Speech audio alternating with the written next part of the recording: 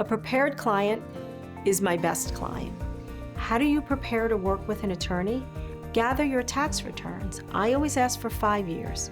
Gather 5 years of tax returns, all your financial records, bank accounts, credit card statements, investment accounts, retirement accounts.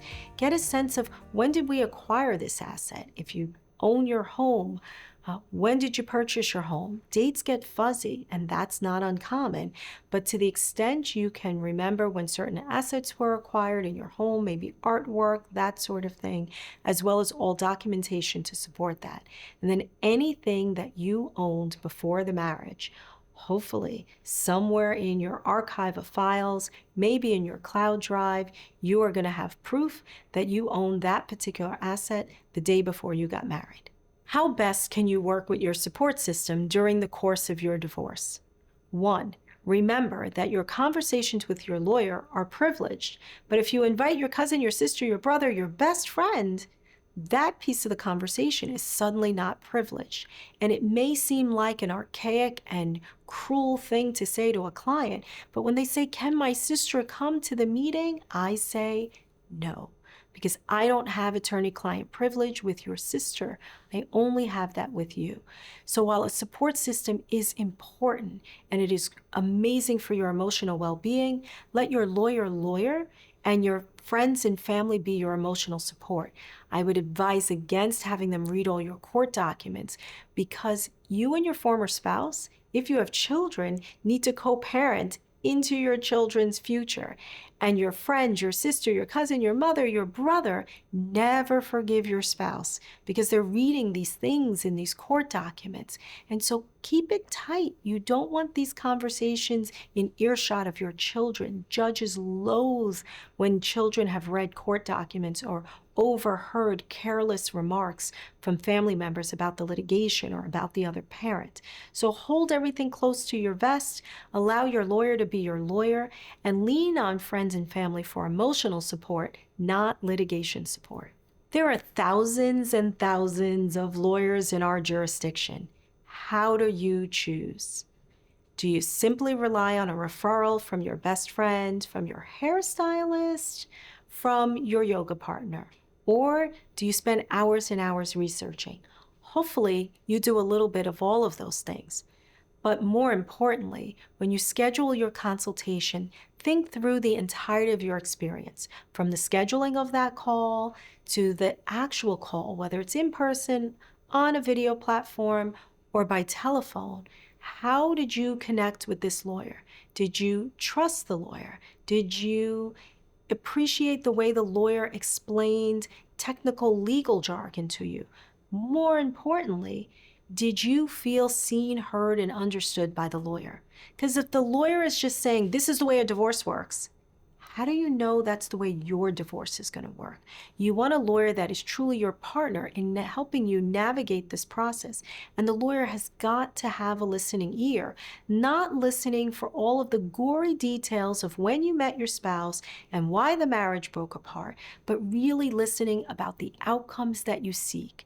I end every call saying, if you could wave a magic wand and the judge could give you anything you wanted, tell me what you want. I ask that question to make sure that the client's goals and objectives are aligned with what I believe is achievable in a courtroom. And if we're misaligned, I, quite frankly, don't take the case. Is there any space for realism in a divorce? Of course there is. Alignment on outcomes is so critical to picking the right legal team. I can't stress that enough.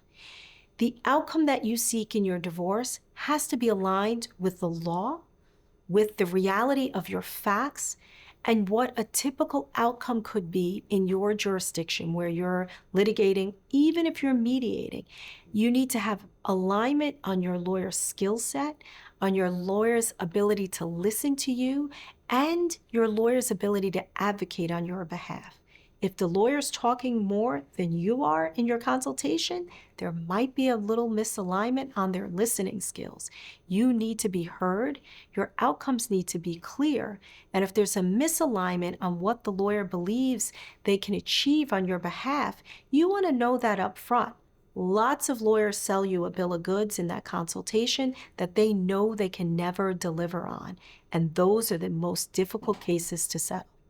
We talk about goals in a divorce, and I talk about a misalignment on goals. What does that sound like? Well, I'm going to not use names to protect the innocent and, of course, my law license, but when the doctor that makes $1 million a year called me and said, no matter what I do, I will pay you anything, I don't want to pay my stay-at-home wife $1 in alimony. Well, doctor, do you want to buy out the alimony? No, I don't want to pay her anything. That is a misalignment on reality, law, and alimony. I did not take that case. What does a misalignment sound like on child support? Well, you have someone that says, I make $150,000 a year, and my spouse makes $100,000 a year, but I need $10,000 a month in child support. I don't know that that's going to happen there. That's $120,000 a year in child support for a family that makes $250,000 combined pre-tax. That's not a likely outcome. There's a child support statute and there are child support guidelines. So while you may believe that your child needs $10,000 a month to continue a lifestyle similar to that which you and your spouse provided during the course of the marriage, $10,000 a month for a family that makes $250,000 is a very unlikely outcome. Likewise, misalignment on custody. I can't tell you the number of people that call my office and say, no matter what, I need sole custody of my children. And I say, sole legal custody, sole physical custody? Yes, both. Wait, why? Because my husband never changed a diaper. My husband never went to the doctor. My husband never stayed home sick when the child was sick. And that is why I think I should have sole custody. That is a misalignment on the law, on the custody statute, and it's an unlikely outcome. Now, can you find a lawyer that tells you exactly what you want to hear? Of course you will, because there are lots of lawyers in the state, and that may very well happen. As for me, I would reset my clients' outcomes or determine early on that we are misaligned, and I would not take that case. In preparing for divorce, you have a hefty task ahead of you. You need to gather the records that you need. You need to identify what type of lawyer you want to work with. Do you want the lawyer that's going to pound the table, jump up and down, yell and scream, turn red in the face because it seems super effective and maybe it looks like something you saw on TV? Or do you want the calmer, level-headed, outcome-driven, result-oriented attorney? You decide. You need a lawyer that's aligned with the goals, the outcomes that you are seeking in your divorce. Ultimately, you want a lawyer that's aligned with not just your personality, in that you know that your lawyer is listening to you, hearing what you're saying, driving towards your outcomes. You also want a lawyer that is telling you when you're deviating from a typical outcome, so that you don't go down a pathway that is only incurring more legal fees and it's an outcome you're never going to reach.